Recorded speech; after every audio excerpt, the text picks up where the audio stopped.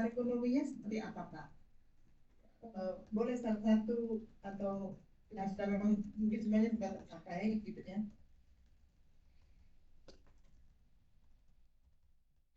Ya, eh, baik Bu. Memang kalau circular ekonomi, konsepnya kami itu memang bagaimana kemudian apa namanya eh, dari tahapan proses operasionalnya kami itu dapat dimanfaatkan kembali untuk istilahnya memberikan manfaat kepada masyarakat, khususnya kelompok yang kemudian kami bina. Karena kami adalah PLTU dengan menggunakan energi yang batu bara, kalau istilahnya itu akan menjadi hotspot. Hotspotnya itu apa yang kemudian menjadi apa namanya keluar dari dampak operasionalnya kami yang jika tidak dimanfaatkan akan menjadi semacam apa ya sesuatu yang tidak apa ya tidak dimanfaatkan. Jadi from cradle to grave kalau istilah dari KLHK itu adalah dari cradle to grave untuk pemanfaatan faba ini. Nah, faba ini kemudian kami olah menjadi berbagai macam produk yang kemudian bisa bernilai ekonomi seperti membuat di desa Sandang Asri kami ada program untuk memanfaatkan faba dengan memproduksi gerabah semacam apa ya semacam kerajinan seperti pot dan lain sebagainya yang ternyata dapat bernilai ekonomi dan memberikan manfaat kepada masyarakat. Kemudian di sisi pertanian ini ternyata faba ini kemudian bisa kami campur dengan beberapa material seperti tanah, kemudian beberapa pupuk kompos yang kemudian kami olah bisa menjadi dapat pupuk booster. Pupuk booster ini ternyata juga dapat dikomersilkan oleh masyarakat selain untuk pemanfaatan sendiri dan ini juga ternyata banyak diminati untuk memanfaatkan apa namanya area pertanian yang ada di sekitar Rembang itu. Jadi sirkular ekonominya dari Di sekitar Rembang atau di sekitar lahan Bapak? di Rembang, khususnya di Kabupaten Rembang, Bu Busra. Ya. Oke. Lalu itu sudah. Circle-nya bagaimana, Pak? Baliknya ke tempat ke perusahaan Bapak. Kalau yang tadi itu kan masih zero waste ya, bikin Ya, upaya untuk zero waste. untuk zero waste. Jadi apakah memang baru tahan sampai ke zero waste atau sudah masuk ke dalam circle bisa digunakan lagi? Jadi dari kalau tadi yang digunakan adalah faba, kemudian beberapa produk, jadi gerabah keluar ke masyarakat. Eh, Apakah ada dari bentuk-bentuk selain faba tanpa datang seperti itu yang bisa digunakan lagi mungkin di dalam circle dan di dalam lingkungan perusahaan PLN atau pertanian tadi mungkin bisa pupuk-pupuk itu selain dilepas ke masyarakat atau di taman di tentang digunakan kalau memang masih zero juga tidak apa-apa Pak artinya belum circle gitu. Mungkin kalau saya coba ini, jadi kami ini juga ini Bu, ada program namanya pemanfaatan lahan kritis. Jadi pemanfaatan lahan kritis ini, jadi beberapa area lahan yang kemudian kurang produktif itu ternyata bisa dimanfaatkan untuk tanaman-tanaman yang sifatnya tanaman energi. Jadi sejak tahun di Juran Jero ya? Bukan? Di Terunggulunan Bu, kritis. di Terunggulunan. Nah, yeah. Itu juga yang menggunakan pupuk juga? Ya, itu juga menggunakan pupuk. Jadi kami sejak tahun 2021, kami sudah ada namanya program co-firing. Jadi batu bara ini kami campur dengan biomas. Biomas ini berupa serbuk gergaji, sodas, yang biasanya kami ambil dari limbah kayu di peradi sekitar di Kabupaten Rembang ini. Jadi kami batu baranya kami campurkan dengan biomas di angka kurang lebih sekitar 10%. Yang harapannya dapat mengurangi penggunaan energi fosil. Nah, biomas ini disuplai oleh masyarakat sekitar dalam bentuk kontrak dengan PLN Energi Primer Indonesia, di mana ya tadi kalau disampaikan terkait dengan sirkularnya, jadi lahan kritis ini ditanami dengan tanaman energi dengan menggunakan pupuk pupuk booster yang sudah kami hasilkan, dan kemudian tanamannya hasilkan kurang lebih setelah penanaman 2-3 tahun itu dapat dapat dimanfaatkan dengan menjadi sodas tentunya ada pengolahan terlebih dahulu yang kemudian dapat dijual ke kami untuk kami memanfaatkan pada saat proses co-firing di kami itu Pusat. Oh ya, jadi lahan kritis itu punya PLN ya Pak ya? Bukan punya masyarakat, Bu. Oh, jadi di lahan kritis itu yang ditanami kemudian menggunakan pupuk booster itu Ya. baru keluarnya biomasa yang digunakan ini ya, Ya, untuk co-firing. betul, Bu. Mereka berarti yang keluaran dari PLN pupuk boosternya itu ya, Ya. dari Faba, Ya. dari kartelnya sama asnya itu ya, Ya. yang dimasukkan dalam pupuk booster. Terus pupuk booster ini untuk mengatasi lahan kritis tadi ditanami. Ya. Nah ini nanti di biomasa untuk ke co-fired meskipun cuma baru 10% gitu ya Pak ya. Betul. Tapi itu sudah ke situ. Nah ini sirkular ekonominya begitu Pak. Nah terus Pak, Bapak di sini juga perencanaan 5 tahun, punya perencanaan 5 tahun, entah itu di Desa Lerang, Pangkalan, Terakan atau Jurang Jeruk gitu ya. Yang tadi disebutkan anggaran tadi Pak, ada anggaran yang 150 juta dari PLN, kemudian 15 juta dari CID-nya, kemudian dana desa juga 30 juta, terus dari dinas yang lain 4% berapa juta gitu. Itu berarti Bapak sudah masuk ke dalam RPJM desa ya Pak ya? Betul, Bu. Jadi artinya itu support untuk RPJM desa. Desa, dana desa yang digunakan baru 30 juta, Bapak ada 150 itu untuk satu desa atau keseluruhan, program keseluruhan? Untuk keseluruhan program. Oke, nah kalau si ID-nya per desa ya Pak, yang 15 juta itu ya? Iya. Iya, jadi itu Bapak menggunakan sosmed sendiri atau Bapak mengikuti sosmed atau pemetaan dari desa? Bagaimana ini pemetaannya untuk supaya bisa masuk dengan RPJM dan similar dengan yang ada dalam perencanaan Bapak sendiri, tentu mungkin RIPPM, atau PPM dan sebagainya.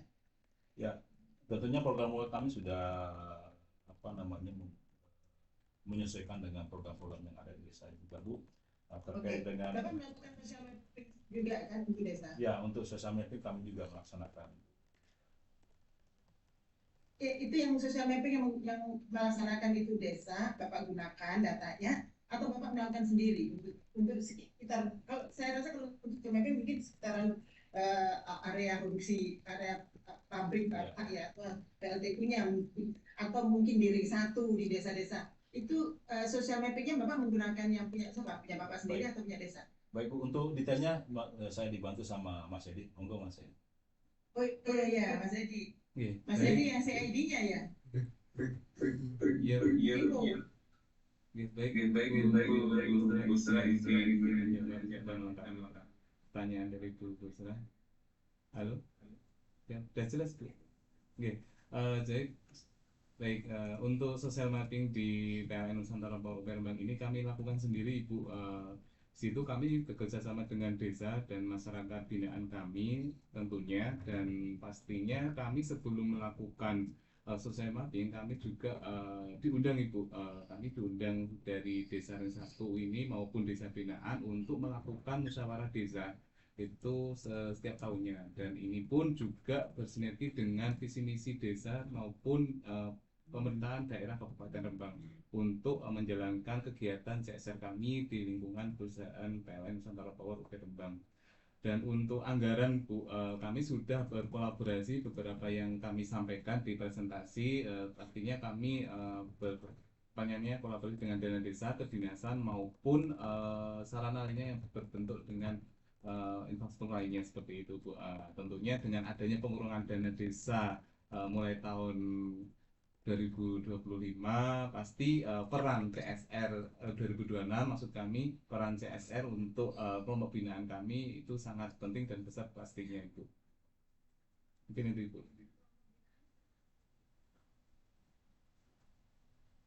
Untuk kelompok binaan kami yang sustain Bu, yang berkelanjutan seperti itu. Untuk di ring 1 ada 4 kelompok binaan atau program Bu ya di ring 1 kami. Yang di ring 2 itu Oh, pengelolaan faba ada di, Curang-curang. iya Bu, yang keberlanjutan untuk terkait pemanfaatan limbah kami ada di Desa Ring 1 Bu, namanya itu yang kelompoknya Bumdesma Bangun Desa. Itu kami sudah apa namanya, memberikan program atau membangun BUMDes bersama Bu, di mana itu beranggotakan 4 desa Ring 1 kami, dan juga ada pemanfaatan faba di Desa Sendangasri, Desa Pelawangan itu di Ring 2 Bu ya, sama Terenggunan maupun tingkat.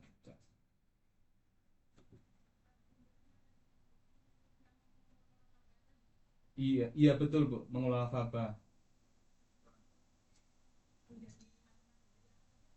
Jadi paving, batako, terus kemudian ada hidroton, pupuknya di desa lain Ibu.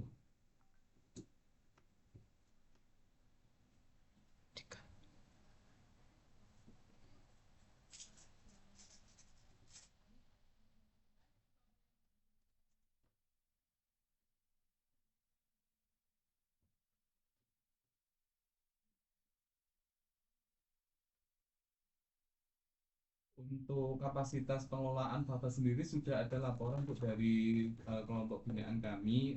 Mereka rutin melakukan atau pengambilan faba di kami Bu. Dan ini untuk strategi pemasaran, teman-teman Bumdesma ini juga mempromosikan ke toko-toko bangunan maupun untuk pemanfaatan di level pemavingan jalan desa seperti itu.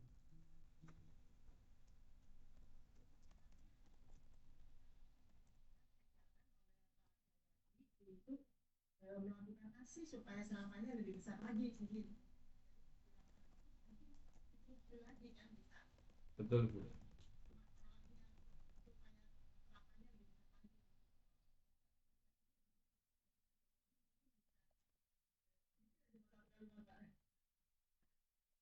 Ya, baik Bu.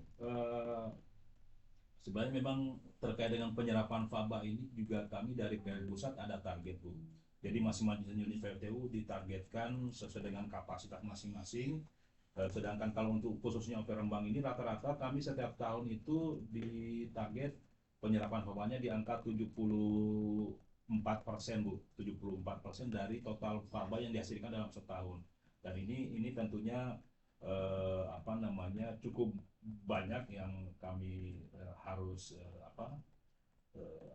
siapkan programnya. Memang kalau dilihat dari untuk yang apa nih yang khusus untuk kelompok tadi memang angkanya masih cukup rendah ya Bu. Tapi untuk yang ya masih kecil. Tapi untuk yang lain itu cukup besar Bu. Seperti misalnya ya untuk industri tadi penyerapannya juga cukup banyak yang tadi saya bilang komersil. Di sisi lain juga untuk pembangunan ya. Di sisi lain untuk pembangunan lain itu juga cukup banyak Bu. Kayak sekarang ini semua desa kan diminta untuk membangun koperasi merah putih. Itu semuanya butuh faba untuk ini Bu, untuk sebagai pemadatan areanya itu juga cukup banyak yang digunakan Bu Buspa. Ya, baik. Terima kasih. Terima kasih Pak Jayadi, Pak Edi. Terima kasih. Saya kembalikan ke Pak Dito. Terima kasih Bu Yusra. Ini pilihan saya untuk menjawab gitu ya, ada semua sudah dieksplorasi oleh juga Dewan Pembinanya konsultan pihak LKO kan. Jadi saya cuma satu dua pertanyaan. Tadi di perbincangan kita ini Pak ya, pengenalan dampak unil sangat baik kita identifikasi dampak. Ini hal yang biasa paling dikritik oleh Pak Pemirsa, Pak Edwi dan Bu Ade. Empat kalau ini sudah sangat baik ya. Maupun ada Pak SLOI dan KN tadi juga sangat bagus, ada keselarasan logistik terbuka dan memberikan pekerjaan.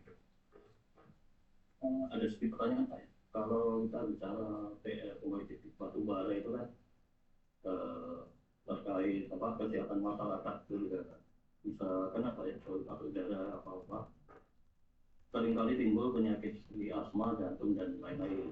Nah kalau CSR-nya PLN Rembang itu mengatasi hal itu gimana?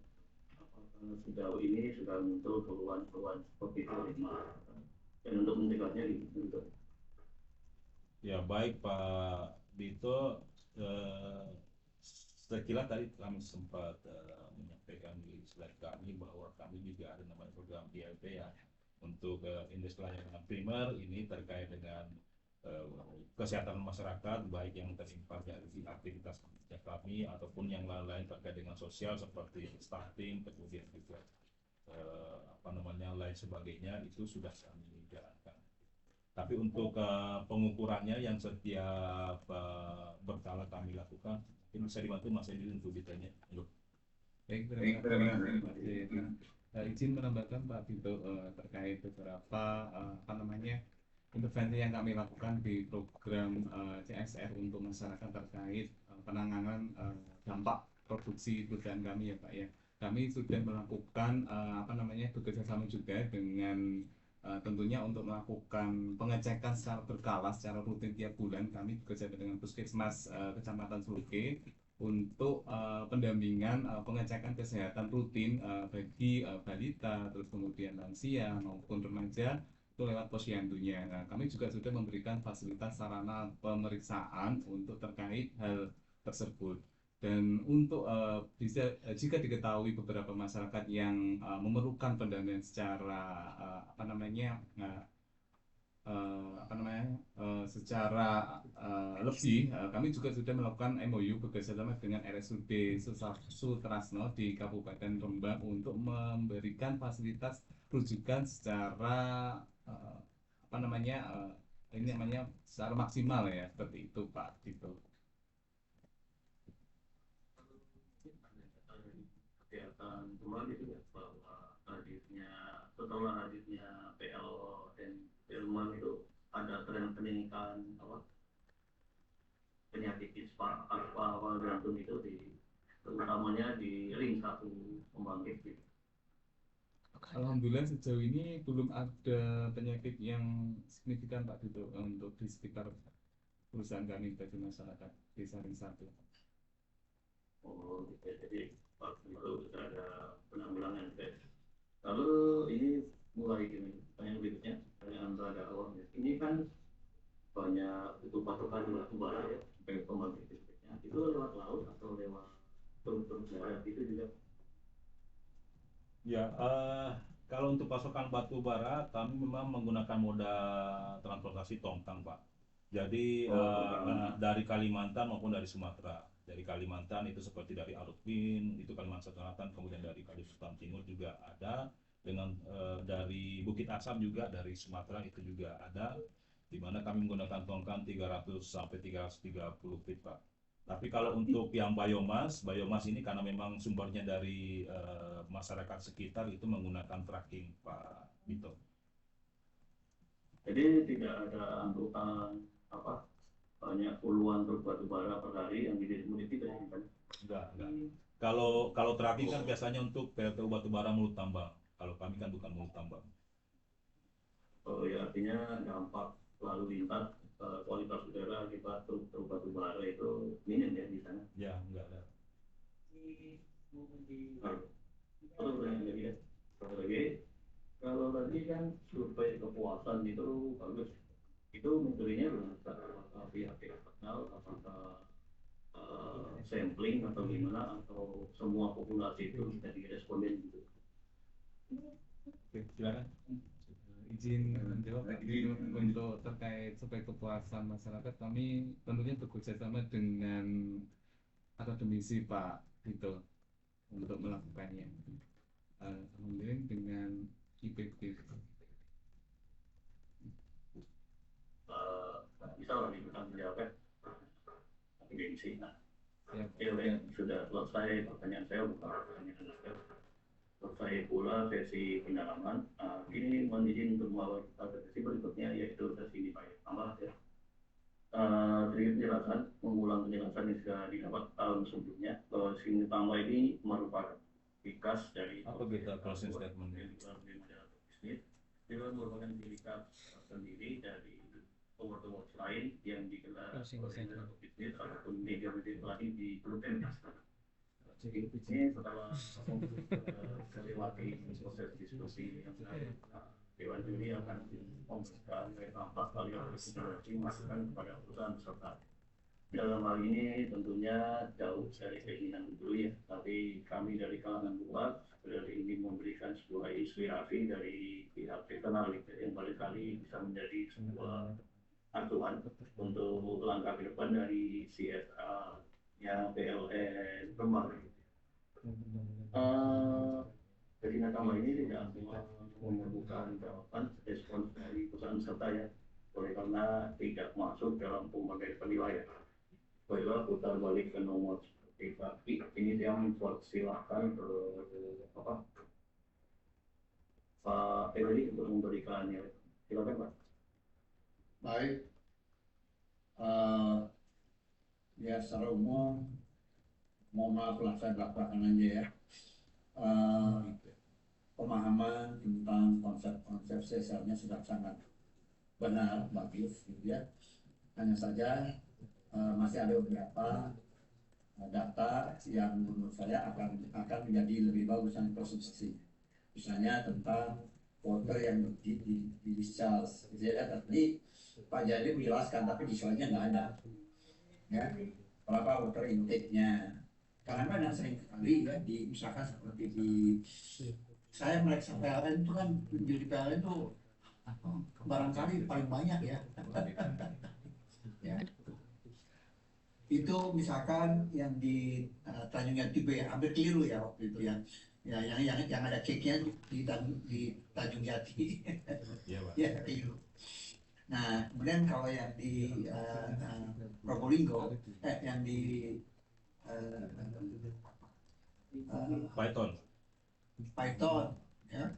Nah di Python itu juga kendala untuk water intake-nya tuh. Ya, ada ubur-ubur, sampah dan sebagainya. Ya, itu yang jadi kendala. Nah, apakah ada juga hal yang sama? Ya, kemudian waktu waternya, airnya di-discharge ke open water, ke lautan terbuka. Nah, itu suhunya berapa derajat? Apakah juga berpengaruh terhadap terumbu karang?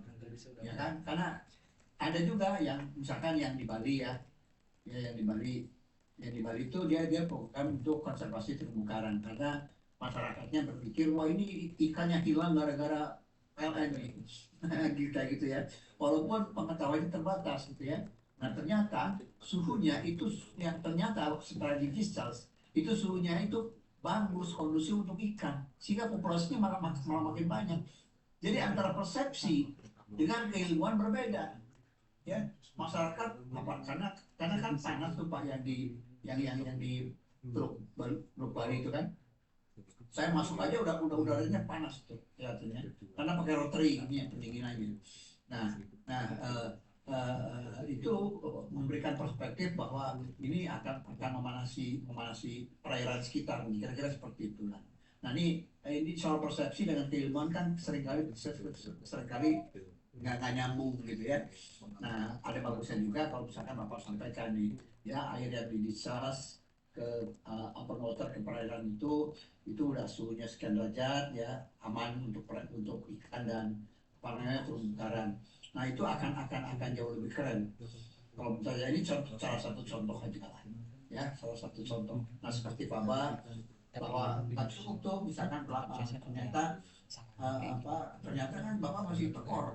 Ya artinya tekor artinya gini ya, jangka waktu landfill Bapak itu akan ada masanya, itu nomor satu. Yang kedua, pada waktu hujan dia juga pH-nya kan menurunkan pH perairan sekitar dan tanah. Ya bahwa berapa hektar sebenarnya landfillnya Bapak? Landfillnya berapa hektar? 32 hektar Pak. 32. Nah sekelilingnya itu apa? Memberikan dampak nggak pada pertanian kah, produktivitas pertanian atau apa, hal seperti itu deh ya, bahwa fabanya dimanfaatkan bagus, tetapi dampak negatif daripada timbunan faba di landfill itu juga barangkali perlu dibahas. Barangkali itu deh ya. Jadi, saya nggak mungkin ngasih saran semuanya ya, tapi kira-kira kurang lebih struktur logiknya seperti itu Pak Jayadi dan kawan-kawan semuanya ya. Jadi sangat sudah keren. Kalau udah keren boleh nggak harus lebih keren? Siapa Ya, dari? Ya. Silakanlah. Ini makna atau tujuan daripada penjuruan ini bukan hanya menilai, tapi juga ikut memberikan tambahan berkontribusi supaya program-program sesar dari perusahaan-perusahaan yang ikut award ini bisa menjadi lebih baik. Itu tujuannya. Dan faktanya, saya tuh udah 20 tahun Pak Jayadi ya menggeluti bidang CSR ini. Kelihatan perkembangannya bagus. Yang dulu PLN itu mohon maaf ya dulu ya, itu cuma kasih kambing bebek ayam aja tuh. dulu ya, charity gitu ya. Hari ini kan keren-keren ya, keren-keren inisiatifnya. Nah, juga nggak ada salahnya kalau misalkan lebih keren lagi, lebih terperinci. Karena apa? Itu Bapak akan sangat membantu ya PLN pusat dalam jangka pencapaian edisi ya net zero emission dan sebagainya ya. Itu akan kan sebetulnya Bapak harus store kan kalau laporan untuk sustainability report ke kantor pusat kan harus lapor kan. Iya Pak.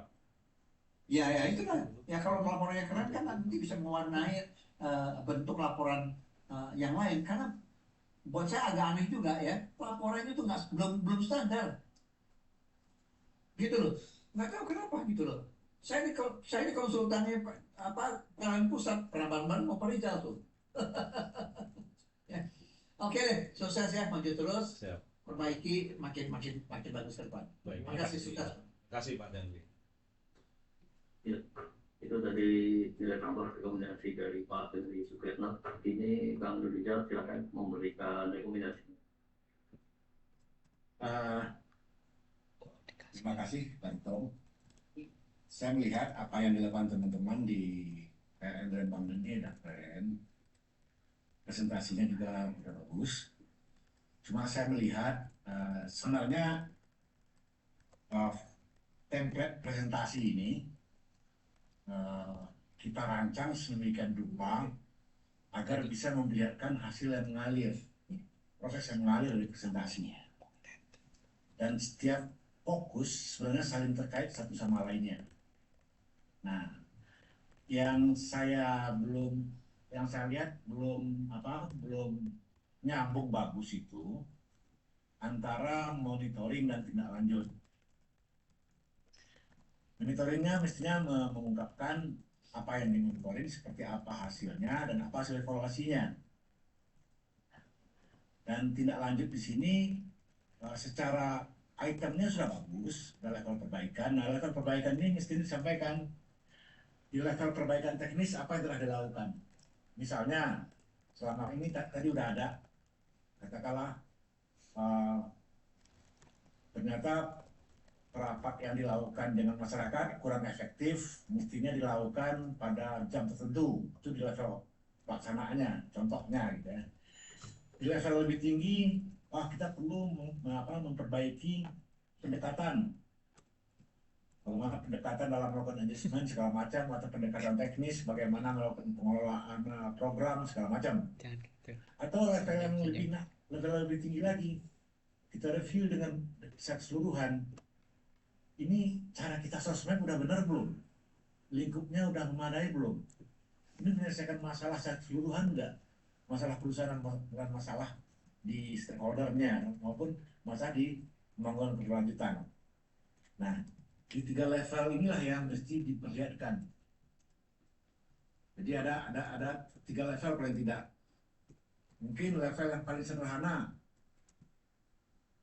ada kesalahan, ada kegagalan yang perlu kita perbaiki dengan pendekatan teknis atau cara bekerja.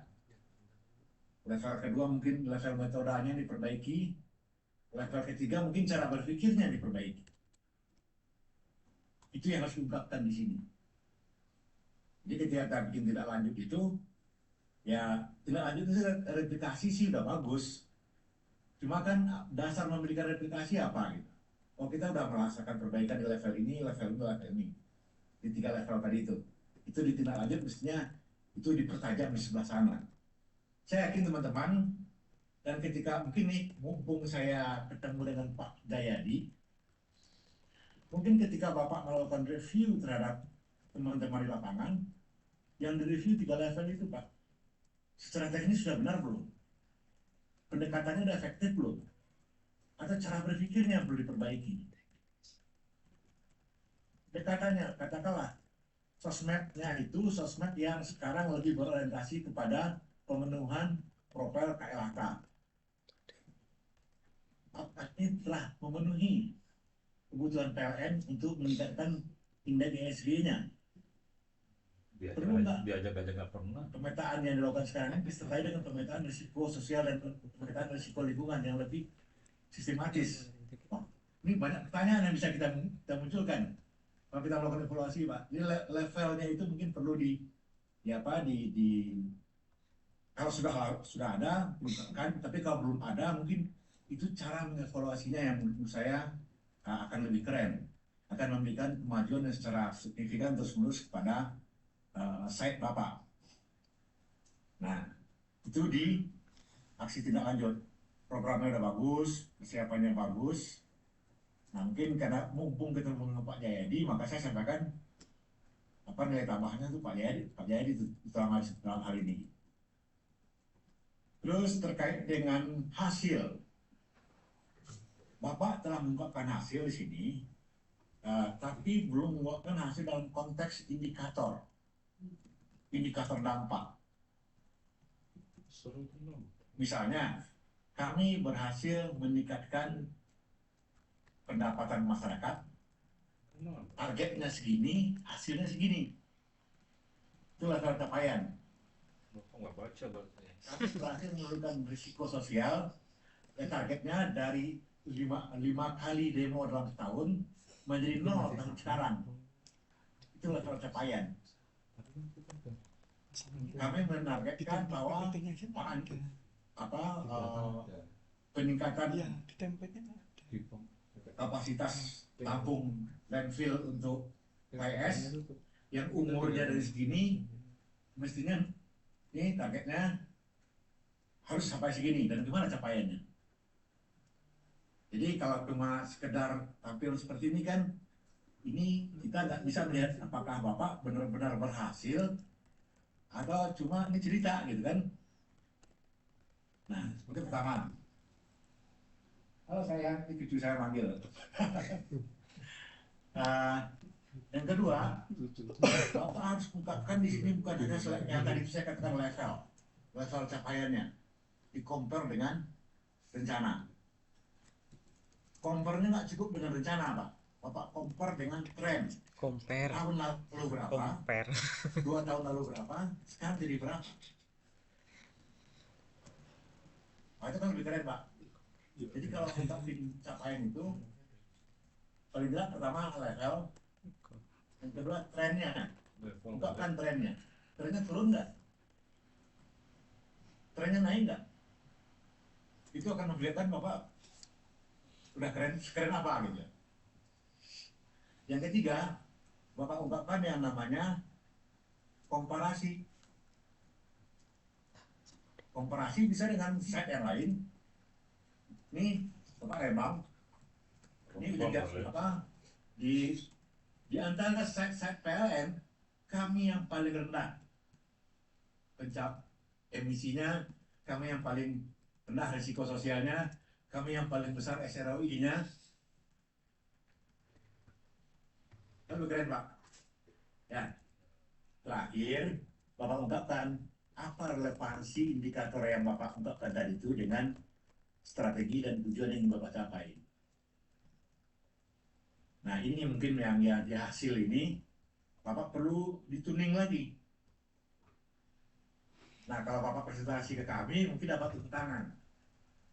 Tapi kalau Bapak presentasikan itu sama bos di Jakarta, Bapak mudah-mudahan dapat naik jabatan. Kira-kira begitu, Pak. Saya kira demikian dari saya, nilai tambahnya. Mudah-mudahan ini menjadi berguna bukan hanya untuk program CSR, tapi juga untuk perkembangan teman-teman semuanya secara personal, perkembangan karirnya, perkembangan prestasinya, dan perkembangan prestasi PLN secara keseluruhan. Terima kasih. Saya kembalikan kepada Pak Adito. Terima kasih Pak Nurlisa. Nah, itu tadi masukan dari Pak Rizal ya. Ini Bu Ate akan memberikan pelatihan tahu. Terima kasih Pak Adito, Pak Jayadi. Jadi banyak sekali PR nanti ya Pak ya, tambahannya Pak ya. Olehnya banyak dari Pak Andri sama Pak Riza, tapi itu semuanya kalau bahasanya yang netizen itu daging gitu ya. Saya sepelis Pak, Daging. tapi mungkin mudah-mudahan itu mendukung apa yang sudah disampaikan Pak Rizal tadi. Eh, kalau ini terkait dengan pengelolaan faba, dan itu mungkin juga bisa lebih luas lagi, artinya itu serapannya lebih besar lagi gitu. Oke. Bapak kayaknya itu data yang Bapak sampaikan mungkin sudah banyak di social mapping. Hasilnya itu bukan cuma 57% petani, 65% itu miskin mereka, kemudian 10% itu adalah petani buah naga gitu ya. Ada data yang mungkin Bapak tidak sampaikan.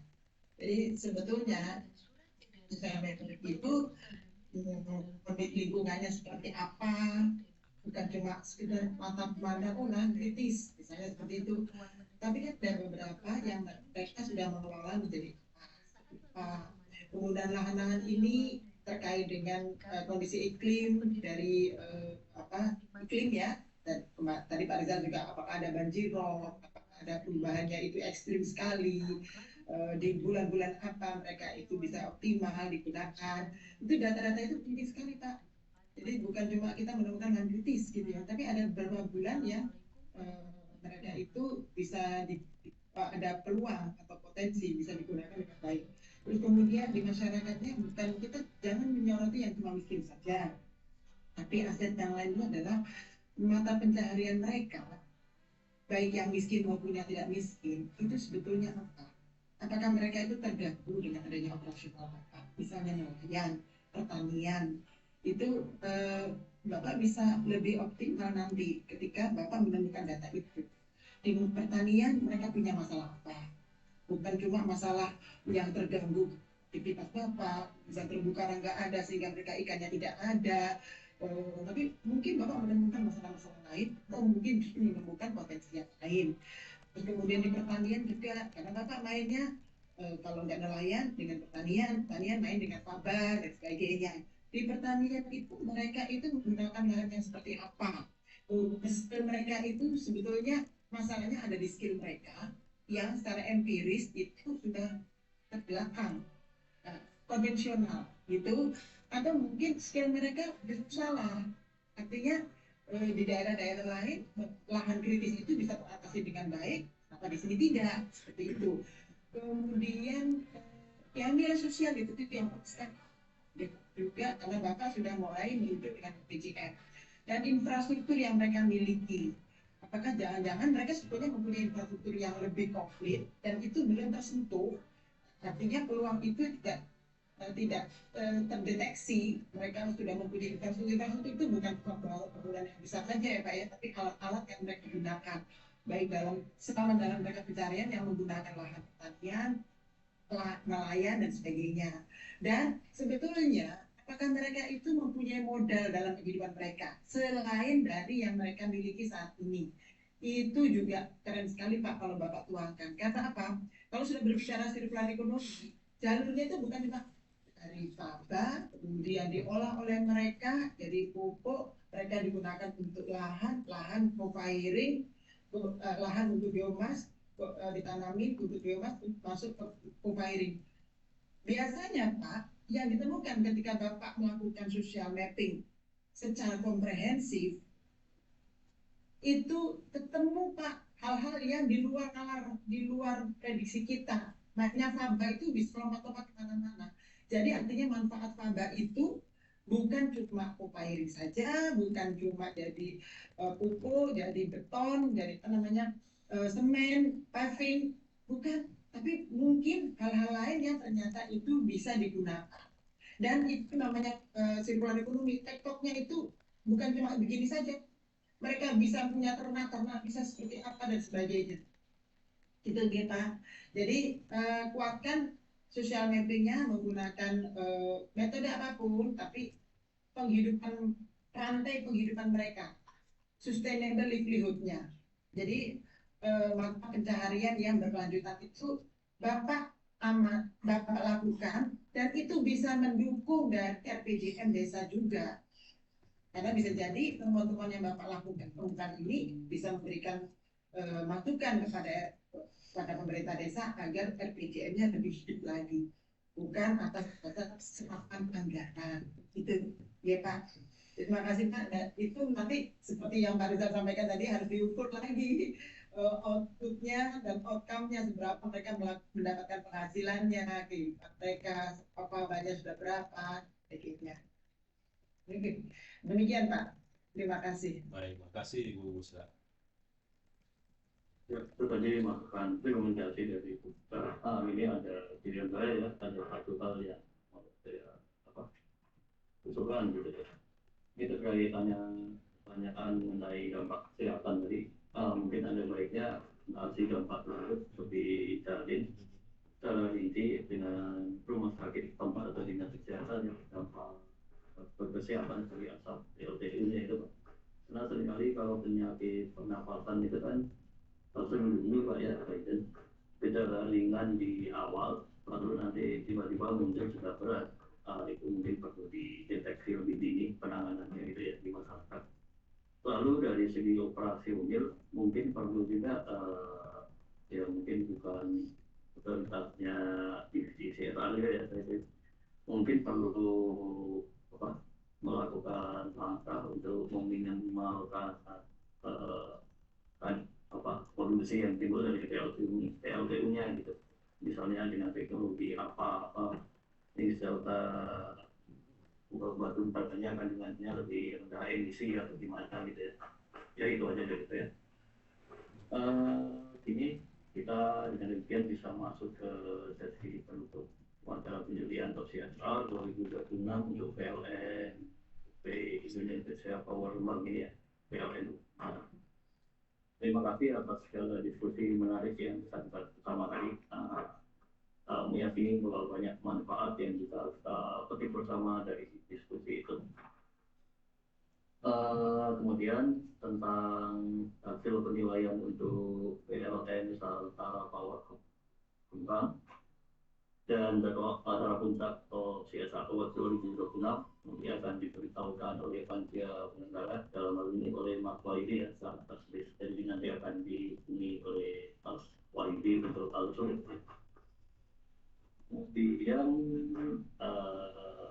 kami pun berterima kasih atas kehadiran dan ikut sertanya PLN Nusantara Power Kembang dalam CSR Award 2026 ini ya. Tentunya ke depan kami berharap agar CSR-nya PLN Nusantara Power Kembang semakin bagus ke depan dan semakin menjadi acuan buat perusahaan lain di PLN atau di lingkungan lain. Satu hal lagi yang tidak boleh kita tinggalkan sebelum kita wawancara penjelian untuk PLN Kembang ini ada satu hal, yaitu kata penutup kesan dari Pak Jayadi. Silakan Pak untuk memberikan informasi. Baik, sebelumnya kami ucapkan banyak terima kasih atas masukan yang sangat berharga tentunya kepada kami untuk melakukan penyempurnaan lagi ke kami, baik itu terkait dengan penyampaian presentasi maupun untuk program-program selanjutnya dari Pak Tenri, Pak Nurisal, dan juga tentunya Mas Tito. Tentunya semangat kita sama Pak, harapannya bahkan harapan kami pun ke depannya ini bisa menjadi program kami menjadi Waste for Solution untuk PLN Nusantara Power ini bisa menjadi best practice setidaknya untuk dikategorikan sebagai perusahaan yang berhasil memanfaatkan waste atau limbah sebagai proses untuk pemberdayaan di masyarakat. Ya tentunya ini juga sesuai dengan tema besar Top CSR tahun ini yang sekiranya dapat mendukung dan juga mengangkat untuk sustainable development masyarakat dan negara kita secara lebih luas dan bisa mendukung cita dari pemerintah yang ada saat ini. Mungkin demikian dari kami. Terima kasih sekali lagi kami ucapkan, dan kami dari tim dari Unit Pembangkitan Rembang PT PLN Nusantara Power undur diri. Semoga mendapatkan hasil maksimal di Top CSR Award tahun 2025. Terima kasih. Wassalamualaikum Kita warahmatullahi ucapkan waalaikumsalam warahmatullahi wabarakatuh. Assalamualaikum. Dan untuk pertama di dalam memperkenalkan hal yang diatur untuk PLN Nusantara. Iya, Oh, mungkin bisa dibantu Mas Bayu, Mbak Lia, atau saya hitung deh ya. 1, 2, 3. Ya, sudah diambil. Terima kasih sekali lagi kalau gitu. Nah, sekali lagi.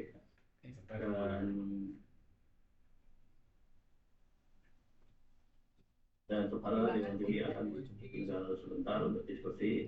Kami dengan hormat mempersilahkan PLN tentunya untuk meneruskan aktivitas lain yang Pak.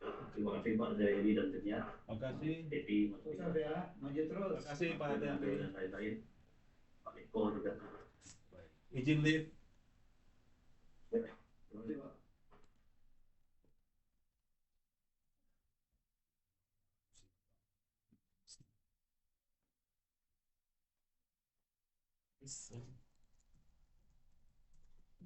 Cium Momo dulu dong. Hmm. Gak ada yang dibuka Pak jajannya.